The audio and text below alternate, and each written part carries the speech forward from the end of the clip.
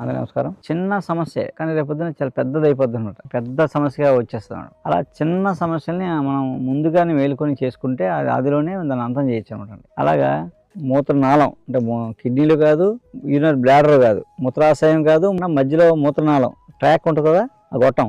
మూత్రనాళానికి సంబంధించిన జబ్బులు, మూత్రనాళానికి సంబంధించిన వ్యాధులు ఏమైనా అంటే మంట, యూరిన్ మంట, మూత్రనాళ ఇన్ఫెక్షను, లేదా మూత్రనాళంలో ఉన్న రాళ్ళు, ట్రాక్ మధ్యలో ఇరుక్కుపోయిన రాళ్ళు, ఇలాంటివి మూత్రనాళం మీద ప్రత్యేకంగా పనిచేయడానికి ఆ మూత్రనాళ సమస్య వల్ల వాపులు వచ్చేస్తాయి, కాళ్ళు వాస్తాయి అన్నమాట, లేదా మంట ఉంటుంది. అవే పొద్దున మూత్రనాళ క్యాన్సర్గా మారిపోయే అవకాశం ఉంటుంది. అలాంటప్పుడు ఆ స్టేజ్ రాకుండా మనం గోక్షూర అంటే పెద్ద పల్లీరు అనమాట.